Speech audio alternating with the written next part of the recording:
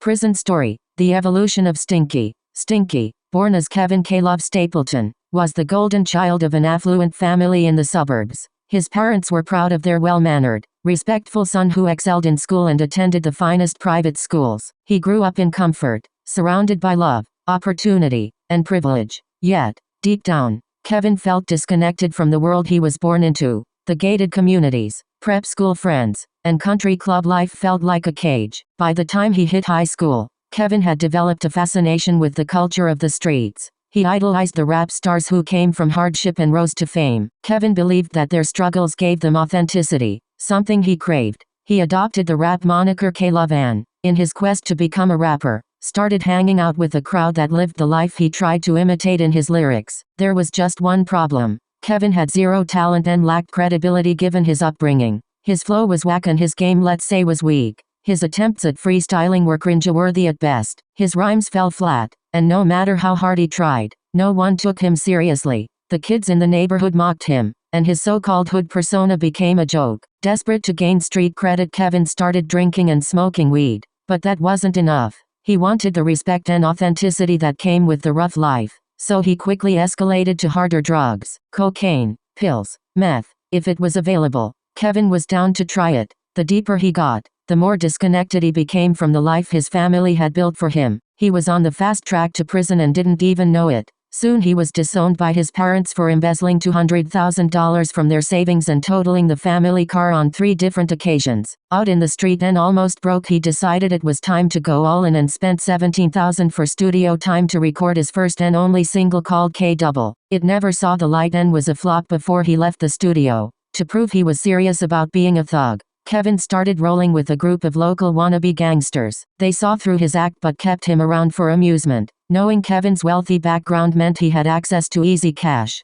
he thought he had finally been accepted. His desperation for their approval grew so intense that when his new friends dared him to rob a known trap house that belonged to a notorious local dealer, Kevin jumped at the chance. It was his moment to show he was real, to show the streets he wasn't the spoiled suburban kid people thought he was. The plan seemed simple: bust in, grab the stash, and get out. What Kevin didn't know was that the house wasn't just any drug den. It was the center of a massive Homeland Security sting operation. They had been tracking the cartel's drug routes for months, and Kevin, along with his crew, walked right into the trap. The bust went down hard and fast. SWAT teams raided the house as Kevin and his friends barely stepped inside. His so-called homies flipped instantly, turning state evidence and ratting him out to avoid heavy sentences. Kevin, the rich kid trying to play gangster, was left holding the bag, literally and figuratively. He had no criminal connections, no street credit to buy his way out, and no one left to help him. Now locked up with a 30-year to life sentence,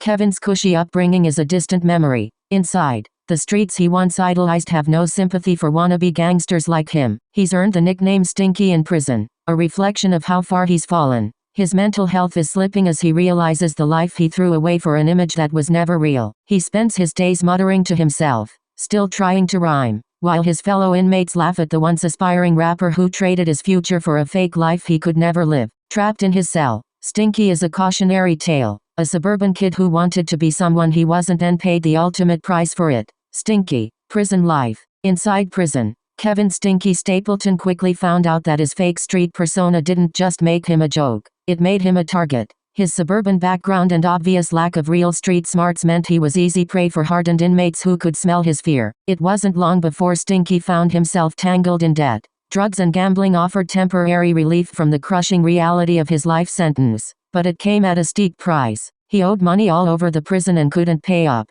The beatings started soon after. Inmates would rough him up regularly, shaking him down for every scrap of commissary or small favor he could offer. Soon, Stinky was paying rent to gang members just to avoid daily beatings. The constant pressure of prison politics wore him down quickly, leaving him anxious, paranoid, and desperate to find a way out. That's when Stinky figured out a grim solution: committing crimes inside prison to get himself thrown into restricted housing. The first time he assaulted a guard, he flung fecal matter and urine at them in a fit of panic. It worked. He was quickly moved to solitary confinement, away from the daily threats and violence. Once there, he felt safer, even if it was a twisted kind of safety. Locked in segregation, Stinky's behavior spiraled into new levels of bizarre. His goal was to stay in the hole for as long as possible, avoiding the chaos of general population. To ensure that, He kept committing minor infractions, anything to extend his stay. He began punching officers, cursing out guards, and creating chaos just so they would keep him locked up in solitary. While isolated in the restricted housing unit, Stinky developed new ways to torment others and keep himself occupied.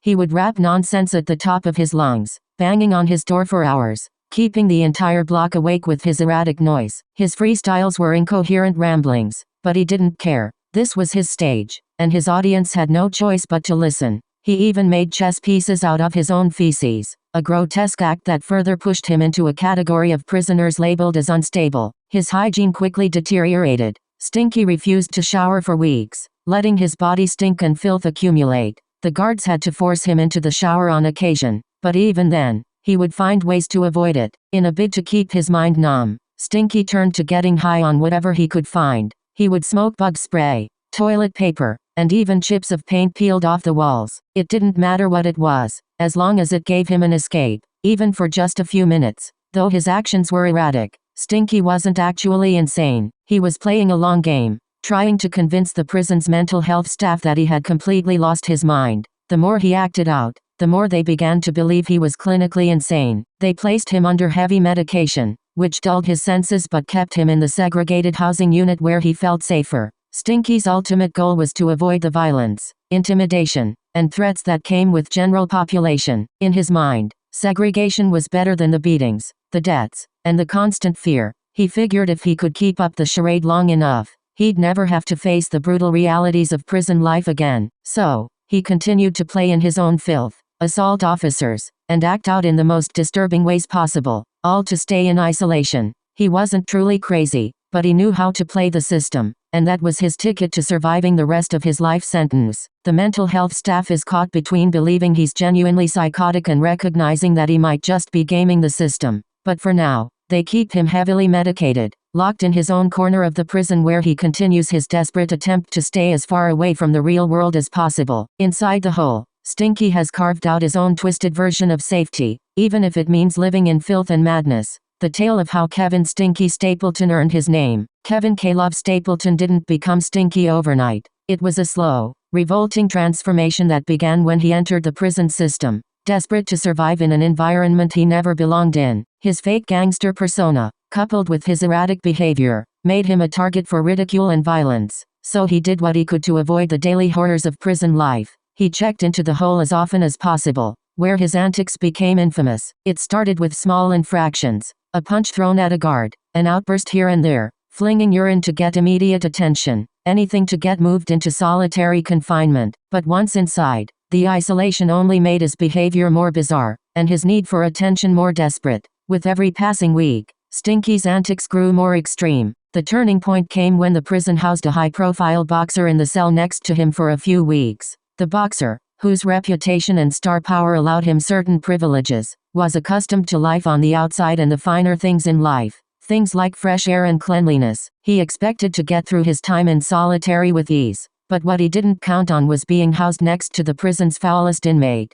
Kevin Stapleton. At first, the boxer just heard strange sounds from Stinky's cell, rambling raps, incoherent shouting, the incessant banging on metal doors. Annoying, but manageable. But then came the smell. It began as a faint odor, barely noticeable, but within hours, it turned into a nauseating stench that was so strong it seemed to seep through the walls. The boxer, used to pristine gyms and high-end hotels, found himself choking on the air in his cell. By the next day, the smell was unbearable. The boxer couldn't sleep, let alone train or meditate as he usually would. He gagged and vomited into his toilet, trying to breathe through his shirt as he stuffed towels under the cracks of his cell door. But nothing worked. He banged on his own door, demanding to speak to the guards, but they already knew the source of the stench. Stinky was at it again. The guards, who had grown accustomed to Kevin's bizarre behavior, reluctantly opened the door to his cell. The sight inside was worse than anything they could have prepared for. Stinky had flooded his cell, again. Only this time,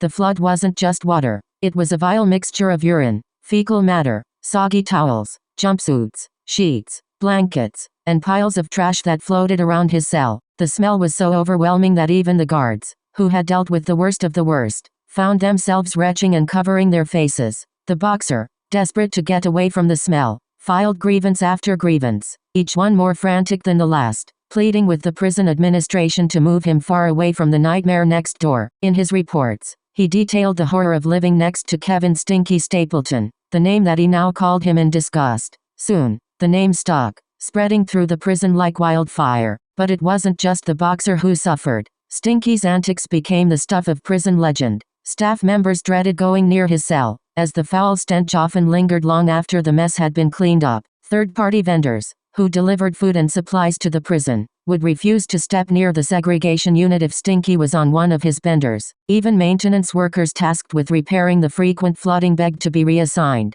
The smell was notorious, burning into people's senses and causing eyes to water whenever they were within 10 feet of his cell. Inmates in nearby cells would pound on their doors in frustration, yelling at Stinky to knock it off. But Kevin thrived on the attention. His goal was to stay locked away in solitary confinement, and if making his cell into a festering swamp was the way to achieve that, then so be it. The smell became his weapon, his way of keeping the guards and inmates at a distance. The prison staff was left with little choice but to heavily medicate him, hoping it would subdue his wild behavior. But even in his drugged state, Stinky managed to find new ways to disturb the peace. He refused to shower for weeks on end, further amplifying the reek that clung to him like a second skin. His cell became a breeding ground for filth, and no matter how many times it was cleaned, it would return to the same state within days. His antics didn't just affect those within the prison. Word spread beyond the walls, as lawyers, inspectors, and even mental health advocates who visited the prison would share tales of Stinky,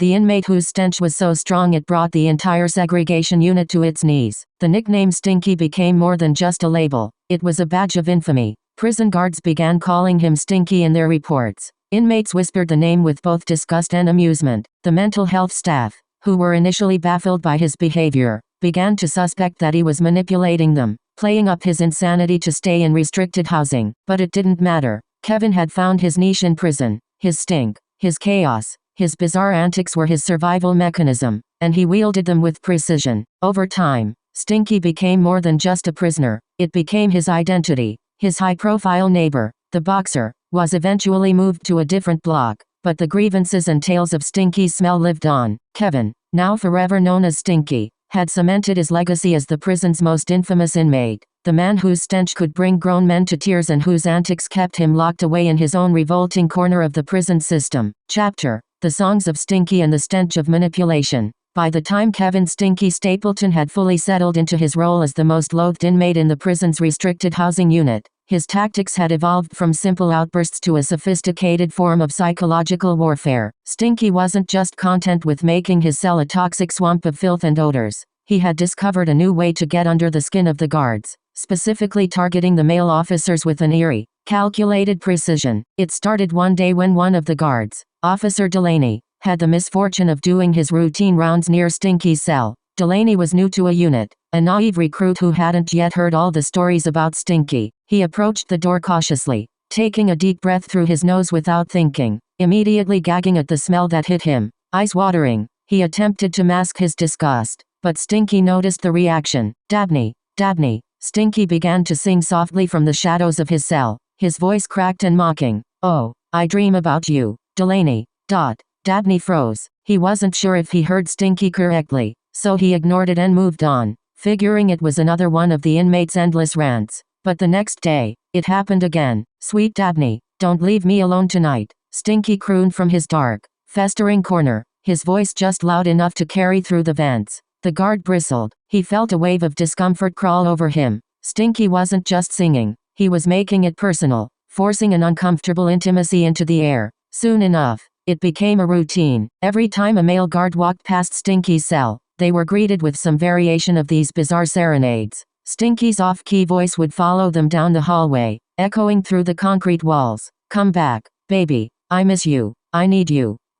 His voice dripping with a lewd, mocking tone that made the men deeply uncomfortable. The more Stinky sang, the less the guards wanted to engage with him. Initially, they had tried to ignore it, but Stinky's persistence wore them down. The songs became more vulgar and suggestive, his tone more teasing. He played on their discomfort, pushing the boundaries of homophobia in an attempt to get them to avoid him entirely. Stinky wasn't interested in actual intimacy or connection. He thrived on making people squirm. After a few weeks, Guards started cutting their rounds short or avoiding his cell altogether. They would exchange shifts just to avoid working in a unit where the endless serenades turned their stomachs. Stinky, sensing their avoidance, began filing grievances, claiming the guards were neglecting him. He wrote grievance after grievance, meticulously documenting the lack of interaction, the skipped meals, the forgotten supplies. Each grievance was another step in his grand manipulation. By law, inmates were entitled to basic interaction, and the prison administration had to respond. With mounting grievances, Stinky soon filed lawsuits, alleging that his needs were being ignored, that the guards were refusing to treat him with basic human dignity. The lawsuits, while frivolous, clogged up the prison's legal system, forcing the administration to address his claims. Stinky was clever. He knew exactly how far to push to get attention, and the more he sang, the more the guards wanted to avoid him, fueling his claims of neglect. His manipulative behavior even caught the attention of the warden, who was growing increasingly frustrated with the reports coming out of a unit. The warden, knowing the lawsuits were nothing more than a strategy, began looking for ways to remove Stinky from general population altogether. The problem was, the prison wasn't equipped to deal with someone like Stinky. He wasn't truly insane, at least not by the standards of the mental health professionals, but his behavior was so disturbing, so disruptive, that they were running out of options. The warden attempted to transfer Stinky to an annexation unit that specialized in housing mentally unstable prisoners, but the request was denied. The annex didn't want anything to do with him, suspecting that Stinky was simply manipulating the system. There was nowhere to send him, so he stayed in a unit, continuing his reign of stench and chaos. And then there was the smell. It was no longer just confined to his cell. Stinky's odor had begun to seep into the very fabric of the prison. His hygiene was so neglected that his crusty skin flaked off in large, dry patches, leaving scaly remnants of himself on the floor, on his sheets, and even in the air. His boxer shorts, which he refused to change for weeks at a time, had become stiff with filth, hardened like armor from layers of sweat, urine, and dirt. His mattress was a biohazard, stained beyond recognition, and his blankets had become more like heavy sacks of mildew and rot. Stinky received sanitation supplies regularly, bleach, hand sanitizer, cleaning wipes, but instead of using them for their intended purpose, he found new ways to poison his body. He would drink the bleach or whatever chemicals he could get his hands on, sending him into fits of vomiting and delirium. When he wasn't drinking the cleaning supplies, he would snort the powdered cream cleanser, huffing it like it was some kind of drug. He'd even figured out how to get high off of hand sanitizer, smearing it on his body and inhaling the fumes with manic fervor. His refusal to clean himself or his cell had become so severe that the smell of Stinky permeated the entire block. The odor seeped into the ductwork, circulating through the ventilation system. Even staff members in different units would swear they could smell him faintly on bad days. It wasn't long before the guards started noticing that the stench lingered in their clothes long after they left their shifts. Some guards claimed they couldn't get the smell out, no matter how many times they washed their uniforms. It stuck to them like a curse. Rumors began to swirl that Stinky's smell was so potent that it had stained the walls of his cell. The guards on a unit started calling it Stinky's curse, joking darkly that anyone who worked there would carry his smell with them forever. And it wasn't just the guards who suffered. Vendors, contractors, and third-party maintenance workers refused to enter a unit, citing the unbearable stench and the bizarre behavior they had to witness while working near Stinky's cell. Morale among the staff plummeted. Guards tried to request transfers, begging to be moved to different units. They complained about the smell, the psychological toll, and the constant harassment from Stinky. But the administration, already overwhelmed with staff shortages, refused. Those who refused to work in a unit were threatened with termination. Stinky, meanwhile, reveled in his power. He knew that his smell, his songs, and his endless complaints had given him a twisted form of control. His odor had become his weapon, his lawsuits a shield, and his manipulation of the system kept him in a constant state of agitation and chaos. He didn't care about the consequences. He only cared about survival. And as long as he could keep people away from him, as long as the stench lingered and his songs echoed through the halls, Stinky would continue to rule a unit from his filthy, festering corner of the prison. And in the end, Stinky's true victory was his infamy. He had turned himself into a living legend, a ghost of decay that haunted the prison, leaving a trail of grievances, lawsuits, and the faint, ever-present smell of rot in his wake. Chapter: The War Against the Stench. The first serious attempt to eliminate the unbearable stench emanating from Kevin Stinky Stapleton's cell was initiated by the prison warden himself. By that point, the stench had become legendary. It was no longer just an internal joke among the guards and prisoners. Stinky's odor had become a public relations nightmare. Lawsuits from inmates in nearby cells were mounting, and even the staff were growing increasingly hostile toward the administration for forcing them to work in a unit without adequate protection from the overwhelming smell. At first, the warden enlisted the help of several contract companies specializing in odor elimination. Each company, convinced they could neutralize the problem, proposed their own methods with technical precision. The first contractor arrived with ozone generators and industrial-strength disinfectants. They sprayed every inch of Stinky's cell, his mattress, the walls, and even the ventilation ducts connected to his unit. For a brief moment, the air was filled with the harsh scent of chemicals, sharp, bitter, and almost promising. But within hours, the smell of rot began to creep back, slowly at first, and then with a vengeance. By the next day, Stinky's odor had returned full force, now mixing with the residual smell of bleach and industrial cleaners, creating a sickening cocktail of funk. Undeterred, the warden brought in a second company. This time, they proposed a new ventilation system. The theory was simple: if they could increase airflow and properly ventilate a unit, the smell would be carried away before it could linger. Large military-grade fans were installed, their deafening roar filling the corridors as they circulated air through the prison. For a moment, it seemed like a promising solution. The smell was, at the very least, spread out and diffused. However, what the contractors hadn't accounted for was that the fans were simply spreading the stench further. The smell, once confined to a unit, began to permeate other areas of the prison. C unit, B unit, even the staff break room, all became infected with Stinky's odor. Worse, the fans themselves generated noise levels so high that they violated state and local noise ordinances. After several days of complaints from guards and inmates alike, the fans were shut down, and a unit returned to its former status as the prison's foulest corner. Next came the chemical approach. Disinfectant sprays, bleach solutions, baking soda-based cleaning agents, all were deployed in an effort to neutralize the biological assault coming from Stinky's cell. But these too failed. No matter how much they sprayed, wiped, or scrubbed, the underlying stench persisted, clinging stubbornly to the walls, the floor, and the air. It was as though Stinky's odor had become part of the very structure of the prison itself. Desperate for a solution, the warden decided to try something unorthodox: a musk perfume-based air spray. His idea was simple: mask the smell, overpower it with something more pleasant. But this plan quickly backfired. The musk, mixed with the underlying stench of rot, created something truly unbearable. Guards began to complain that the combination was worse than the original smell. Inmates filed more grievances, describing the new scent as sweet turd or cologne for corpses. The warden's desperate attempt to solve the problem had only made it worse. The tipping point came when the prison commissioner decided to visit a unit himself after hearing about the growing lawsuits from inmates and staff. His intention was to dismiss the severity of the issue and prove that the complaints were exaggerated. As he entered the unit, escorted by the warden and several guards, the smell hit him like a physical blow. He tried to maintain composure, but as he approached Stinky's cell, his face contorted in disgust. His breathing became shallow, and he turned green, nearly gagging. The commissioner cut his visit short, claiming he had important matters to attend to, and left the unit as quickly as he could. Shortly after his visit, masks were issued to staff and any inmates who wished to wear them. The masks were intended to offer some form of protection against the overwhelming stench, but this too proved to be a failure. The cheap cloth masks did little to filter out the odor, and inmates began fashioning their own makeshift protection, wrapping towels or blankets around their faces in a desperate attempt to escape the smell. For those who had to work in a unit regularly, the masks became a symbol of defeat,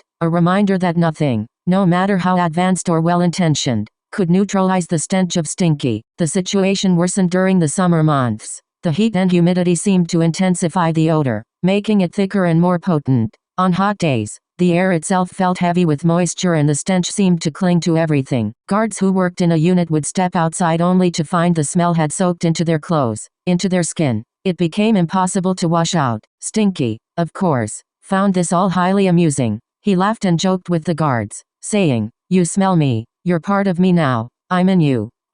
His sense of humor, warped and twisted, revolved around the misery he was causing, and when the smell began making headlines, Stinky's ego only grew. He claimed in an interview with a local news channel that his DNA was in the air at the prison, and that this was a violation of his human rights. According to Stinky, the prison was infected with him, and he should be compensated for the way his essence had been distributed throughout the facility. The comment quickly became a viral sensation. with news outlets picking up the story and sensationalizing his claims. One unfortunate reporter, who had been sent to cover the story, found himself at the center of a lawsuit shortly after his visit to the prison. He claimed that he had been tricked into covering the story and that the prison administration had failed to warn him about the severity of the odor. On social media, the reporter alleged that he had inhaled fecal matter during his time in a unit, a claim he backed up with testimony from expert witnesses. According to these experts, it was theoretically possible that airborne particles from fecal matter had entered the ventilation system and circulated through the air, giving it its pungent odor. The lawsuit was a media spectacle.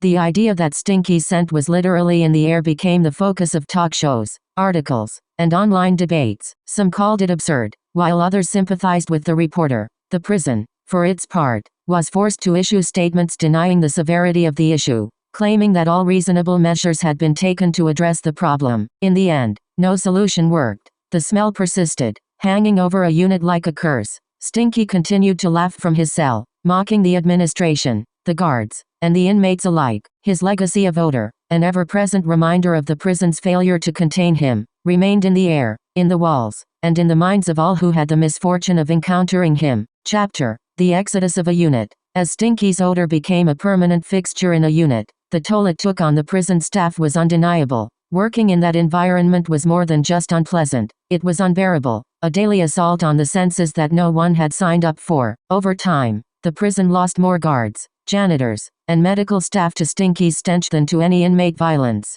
budget cuts, or administrative reshuffling. The stories of those who couldn't take it anymore, those who cracked under the smell, became part of the prison's lore. The first to go was Officer Hendricks, a 10-year veteran of the state prison system. Hendricks had been assigned to a unit for 3 months when he snapped. At first, he tried to handle it like everyone else, masking his face with a towel and using every disinfectant spray he could get his hands on. But the smell clung to him, no matter how much he scrubbed. The stench followed him home. His wife began to complain that their bedroom smelled like sewage, and she stopped sleeping in the same room as him. His children refused to hug him when he returned from work. Hendricks became increasingly isolated, both at home and on the job. One night, after coming home from another soul-crushing shift in a unit, he packed his bags and left a note on the kitchen table for his family. By morning, his resignation had been emailed to the warden. Hendricks moved across the state and took a job in a non-prison government position. He never returned to law enforcement. Then there was Officer Ramirez, a no-nonsense guard who had built up a reputation for handling the worst of the worst inmates. But Ramirez was no match for the smell. Unlike Hendricks, she didn't quit outright. At first, she tried to soldier through, but the effects of the smell became more than she could take. Her migraines became so frequent that she had to leave in the middle of shifts, and she complained to anyone who would listen that the odor was making her physically ill. She claimed she had contracted a respiratory disease from being constantly exposed to the rancid air in a unit. The prison's administration dismissed her claims, insisting that the smell, while unpleasant, posed no actual health risks. But Ramirez wasn't convinced. She filed for long-term disability, citing the stench as the cause of her illness, and after months of legal battles with the prison, she was granted leave. She never returned to work. Janitors and cleaning staff were hit even harder than the guards. Their jobs required them to physically interact with the foulest parts of the unit, from scrubbing the walls of Stinky's cell to trying in vain to unclog the toilets after he'd flooded the area with fecal matter. One janitor, Terry, had been with the prison for less than a year when he put in his 2-week notice. He'd been hired as part of a state program to give opportunities to people coming out of homelessness, and Terry had been grateful for the chance to get back on his feet. But a unit broke him. "I've smelled bad things in my life," Terry said on his last day, "but nothing like this. It gets in your head, in your nose. It don't go away, no matter what you do. Ain't no job worth this." After Terry left, the cleaning crew was perpetually short-staffed. No one else wanted to work the unit, and the janitorial turnover rate skyrocketed. Perhaps the most dramatic exit came from Officer Long, a middle-aged guard who had worked for the prison for over 20 years. Long was nearing retirement, and he'd seen his fair share of rough inmates. He thought he could handle a unit, but after 6 months of breathing in Stinky's stench, his attitude changed. He began calling out sick more frequently, often citing stomach issues. His fellow officers joked that Long had caught a case of stinkitis. But it was no joke to Long. One morning, after being reassigned to a unit for yet another month, Long stood in front of the unit door and refused to go in. When his supervisor confronted him, Long just shook his head and said, "Nope, Not today. Not ever again.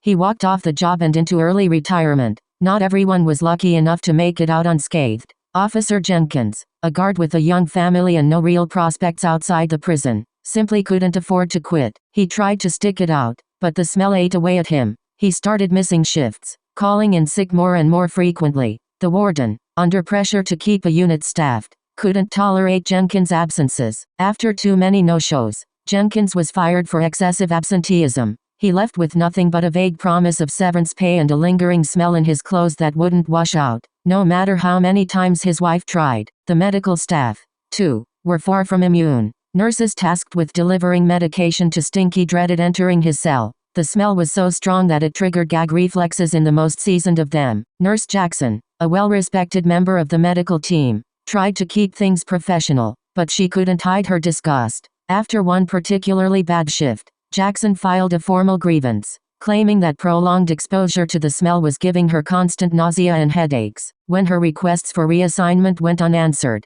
she eventually transferred to a state-run hospital. Others followed her lead, finding safer, more tolerable environments where they didn't have to deal with what one nurse referred to as biological warfare. Some staff members even claimed they had contracted diseases because of the smell. Officer Palmer, one of the most outspoken critics of the prison administration, insisted that the moldy air in a unit had given him a persistent fungal infection. Palmer began showing up to work wearing a respirator mask, refusing to enter Stinky's cell without full protective gear. His requests to be moved to a different unit were repeatedly denied. Palmer eventually took legal action against the prison, filing a lawsuit claiming that his health had been permanently damaged by the environment in a unit. The case never went to trial, but rumors circulated that Palmer had received a settlement in exchange for his silence. The turnover rate in a unit was astronomical. The prison struggled to keep it staffed, and it wasn't uncommon for new hires to quit after just a few weeks. Some guards requested transfers to other units within the prison, but the administration, desperate to keep a unit operational, made it clear that anyone who refused to work there could face termination. Several officers attempted to go on strike or organized mass sickouts, but these efforts were quickly squashed. The warden made it clear, if they didn't do their jobs, they'd lose them. And so, for many, the only way out was to quit, retire early, or take long-term disability. The unlucky ones who couldn't afford to leave had to endure, breathing in the stench day after day, while Stinky continued his reign of olfactory terror. The toll wasn't just physical, it was mental, emotional, and even spiritual. A unit had become a kind of purgatory, a place where no matter how hard you tried, you couldn't escape the smell that had become a part of you, a part of your life, and a part of your nightmares. Chapter: The Parole Hearing of Stinky. After 10 years of incarceration, the unthinkable happened. Stinky, the inmate notorious for his revolting odor and stomach-churning antics, was scheduled for a parole hearing. Though he had been behind bars for a decade, news of his case had become somewhat of a local sensation. Stinky had managed to make his way into headlines with his unorthodox behavior, and this hearing would be no different. The courtroom was prepped like any other parole hearing, but the preparation for Stinky's appearance required something extraordinary. When he arrived, escorted by a squad of officers, the stench was so overwhelming that, within minutes, the courtroom was evacuated. The judge, court staff, and even the security detail were unable to withstand the pungent assault on their senses. Some covered their noses with handkerchiefs, while others fled the room gagging. The stenographer, who had worked on some of the toughest cases in the state, vomited into her wastebasket. The media immediately picked up on the incident, and the story spread like wildfire. This wasn't just any parole hearing, it was Stinky's, the man who had weaponized his own body odor. It was reported that the judge, under immense pressure, ordered Stinky to be forcibly hosed down before the hearing could proceed. This, of course, did not go unnoticed by Stinky himself. Stinky, never one to shy away from controversy, used the media to his advantage. He contacted local journalists, claiming that being hosed down was a violation of his human rights. The broadcast quickly gained traction. Human rights advocates started commenting, and social media erupted in debates over the dignity of inmates. Though few could argue that Stinky's behavior was anything but outrageous, there were still those who believed that the forced hosing crossed a line. With the media circus in full swing, the judge was caught in a delicate situation. If he went forward with the forced sanitation, he could face backlash and accusations of cruelty. On the other hand, if he tolerated the smell, he risked turning the courtroom into a hazmat zone. Under the glare of public scrutiny, The judge reluctantly agreed to proceed with the parole hearing, stench and all. When Stinky was brought back into the courtroom, his odor returned in full force. The room had been cleared and ventilated for hours, but the moment he entered, the smell seeped into every corner. Court officers and staff wore masks, some layering multiple coverings, and the stenographer was replaced by someone more willing to brave the circumstances. The judge himself sat with his handkerchief held to his face, visibly struggling to maintain composure. Stinky, however, sat smugly, as if he had won a major victory. The judge asked him about his behavior in prison, his numerous infractions, and why he believed he deserved parole.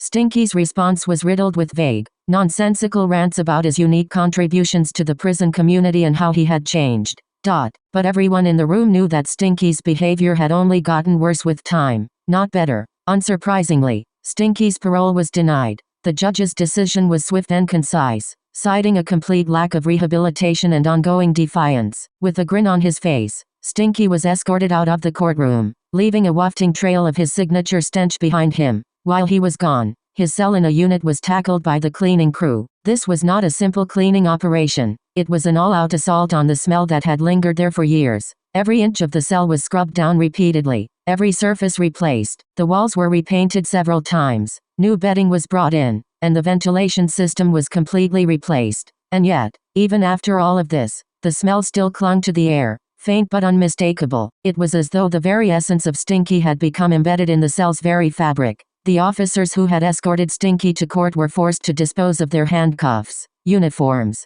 and even the state van used to transport him. No matter how many industrial-grade cleaners they used, the smell refused to be vanquished. The van was parked in a remote part of the prison lot, avoided by staff like a cursed object. Returning to his prison cell, Stinky was more proud than ever of his smelly prowess. He began mocking the staff, rapping and singing about the power of turds and their historical significance. Stinky had become an expert in the manipulation of fecal matter, not just using it to cause chaos, but also to write letters, legal grievances, and even draw murals. His cell walls were often coated in his artwork, created from the very source of his nickname. He routinely smeared his windows, heater vents, and even his jumpsuit with fecal matter, ensuring that no one could enter without feeling the full force of his artistry. Though he had initially despised his nickname, preferring to be called Doo-Doo Brown, after his 12th year of incarceration, Stinky gave in to his notoriety and legally changed his name to Stinky.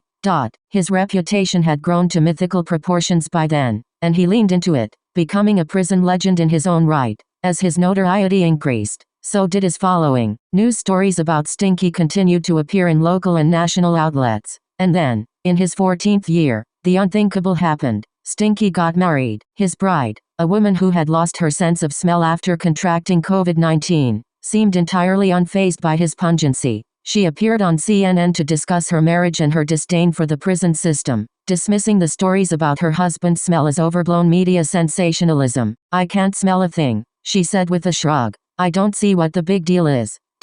Despite the denials from his wife, the legend of Stinky continued to grow. He had become a symbol of defiance, using his smell as a weapon, a statement, and an art form. To some, he was a curiosity; to others, a nightmare. But to the guards, inmates, and staff who had to live with him, Stinky was something more, a force that could never be fully contained, much less cleaned. Chapter: The Final Showdown with Stinky. After 12.5 long years of enduring his own personal brand of chaotic filth, Stinky was finally granted a sentence modification hearing. There was, however, one non-negotiable condition: he had to be clean enough to attend his hearing. If he showed up in his usual state, caked in feces and reeking of his infamous stench, he would be deemed a high risk to himself and others, possibly requiring indefinite hospitalization or incarceration. This was Stinky's last chance to present himself as fit to re-enter society. The media frenzy surrounding the case was unlike anything the prison had seen before. National news outlets flocked to the gates, eager to capture footage of this bizarre, almost mythic figure. On social media, Stinky's supporters and detractors argued endlessly, turning his parole hearing into a symbolic battle over human dignity, mental health, and hygiene standards. Protesters camped outside the prison, waving signs both for and against his release.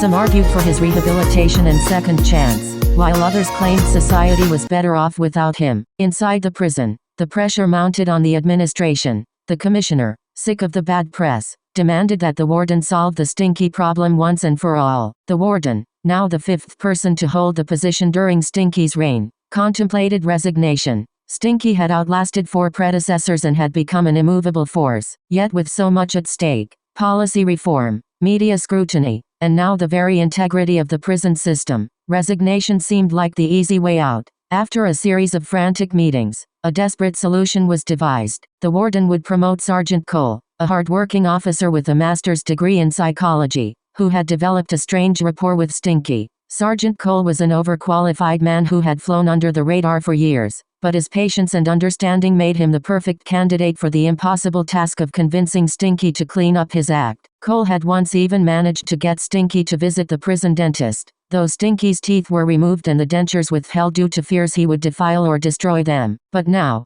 Cole had to achieve something far greater. He had to make Stinky presentable to the world in just 1 week. Sergeant Cole, armed with years of experience and a knack for seeing through the facade, walked confidently down the corridor to Stinky's cell. The entire block, normally noisy with banging and shouting, was eerily silent. Even the inmates, long desensitized to the chaos of a unit, waited in anticipation of what would happen next. Cole knocked on the glass of Stinky's cell window, speaking softly but firmly. "Stinky, wipe the window clear so we can talk." After a moment, a filthy sock smeared across the window, revealing Stinky's face, crusted in layers of grime and dried feces. The man who had terrorized the prison for over a decade now looked out with a mixture of pride and fear in his eyes. "I've got news for you," Cole said, leaning in closer. "The state has granted your sentence modification. In less than a week, you could walk out of here, but there's a catch." Stinky's face contorted with emotion, and for the first time in years, a tear slid down his cheek, cutting a path through the filth like a river through dried mud. Cole let the weight of the moment linger before continuing. "The catch is, you have to clean yourself up. You have to prove you're fit to live among civilians. No more stunts. No more games. You've got to show them the man behind the mess." Stinky stared at Cole, speechless. As another tear fell, Cole pressed on. "There's more. They found your daughter. You've got a 14-year-old girl out there who needs you. Your wife's been fighting to get you back into her life. But if you show up like this," he gestured to the disgusting state of Stinky's cell, "you're going to lose them both. Do you understand?" Stinky, who had lived for years behind a mask of defiance and filth, felt the weight of the real world crashing down on him. He couldn't stand up, could barely speak. Finally, he smeared the window again, closing himself off from Cole's gaze. Cole wasn't done. "You've got an army of people out there. They've raised over $300,000 for you to get a fresh start. There's a nonprofit ready to send you and your family to Disney World if you can just make it out of here in one piece. But you have to do this. You have to clean up." The silence was deafening as Cole sat down in front of Stinky's cell, placing his chair directly in the soupy mess that seeped out from the cell. He didn't flinch. The inmates around them were hushed, every eye watching the scene unfold. The stench was unbearable, but Cole refused to move. Hours passed. From 7:30 p.m. to 3:30 a.m., Cole sat there, waiting for a response. Finally, around dawn, Stinky cleared the window again. "Cole," he rasped, "go home. This ain't worth your time. I enjoy my life in here, and I plan to die in here." Cole, undeterred, asked one last question. "Stinky, how do you get all the shit to cover your walls, floors, windows, and body?" The question broke something in Stinky. He froze, his eyes wide with shock. For the first time, he seemed to see the filth around him, to smell the stench. His hands trembled as he looked down at himself, disgust washing over his face. Suddenly, he stood up, turning the faucet in his cell on full blast, splashing water over his body as he screamed, "Get me out of here. I need a shower. I want to go home. I want my teeth." Cole smiled softly as he stood up, nodding to the guards. They opened the cell, and Stinky, still half delirious, stumbled out. Everyone had their PPE gear on and he was rushed to the showers, where for the first time in over a decade, he allowed himself to be washed clean. The water was soothing and the layers of funk dripped like chocolate onto the shower floor and the steam was like a boiled egg sulfur-smelling hog pen in the summer as the reek stench of irritable bowel suffocated all around. But knowing this was a monumental occasion, everyone remained focused on task. He stayed in the shower for 4 hours and eventually emerged a new man. His beard was shaved and nobody, including himself, would recognize him. He was a new man. He was moved to a new cell and each day he washed and scrubbed until his release, when he got his new dentures and reached out to his wife and daughter, touching each of them for the first time. Stinky, or Stank-Ass Bison, had his cell condemned after cleaning efforts failed to remove the toxic waste smell 100%. Every once in a while the officer and offenders would swear they smelled Stinky's stank ass because his funk lingered for eternity, as the legend goes. Each time a prisoner sat down for a bowel movement or to take a dump, they would blame the smell on Stinky, who was the perfect scapegoat and brunt of all jokes about farts, smells, poop, or hygiene. Stinky was no longer the myth, no longer the man who had terrorized the prison with his stench. He was just a man, broken and exhausted, finally ready to confront the reality he had spent years avoiding. Sergeant Cole was later awarded a $20,000 bonus for his efforts. When asked by the media how he managed to accomplish what no one else could, Cole shrugged and said, "I'm like Rudolph, the red-nosed reindeer. I've got skills, but I don't brag about them. I just do my job, even when nobody else believes I can. They finally called in me and I was not disgruntled. I simply jumped into action for Santa. All the boys and girls around the world got their presents." The news reporter asked, jokingly but curious given the context of the deep analogy, "So Sergeant Cole, how does the story end?" Cole stated, "Rudolph got back and they had a celebration, and even the abominable snowman was there with no teeth and put the star on top of the tree. And even after all the hoopla, Rudolph ended up in the land of misfit toys." The reporter was so taken aback by this analogy that she decided to help Cole change the narrative. She was touched by the sincerity and thought to herself, how could a story end like this? So on air she announced to that Cole should be given the key to the city, and eventually became his campaign manager and advocate when he ran for governor. Cole won hands down, less than 3 years later, and married the reporter inside the prison which he helped reform. And as for Stinky, his story would be told for years to come. A tale of filth, redemption, and the lengths a man would go to escape the prison he had built around himself. Once called a check-in bitch by many, he is now an inspiration to all. He changed the way the prison system handles fecal matter forever, and Stinky Doodoo Brown can safely proclaim, "I am the shit."